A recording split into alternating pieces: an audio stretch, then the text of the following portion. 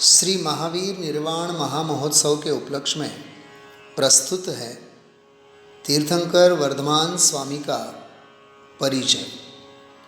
प्रथम पूर्व भव नंदराज, पिता प्रोष्ठिल, स्थान जम्बू विदेह छत्रपुर, दीक्षा गुरु आचार्य प्रोष्ठिल। द्वितीय पूर्व भव पुष्पोत्तर, 16वें अच्युत स्वर्ग का विमान। तृतीय भव वर्तमान महावीर स्वामी।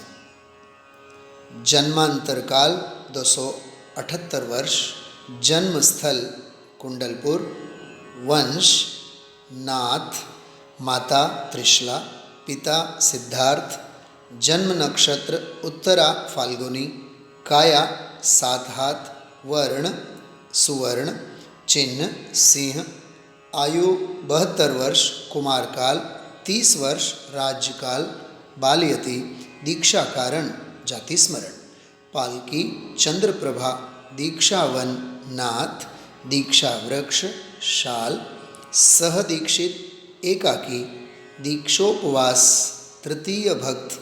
पारणा गौदुग्ध खीर। दातार राजा बकुल कुंडलपुर। तपस्या काल 12 वर्ष। केवल ज्ञान स्थल रुजुकूला।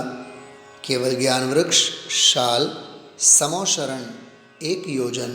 पूर्वधारी 300। शिक्षक 9900। वादी 400। अवधिज्ञानी 1300।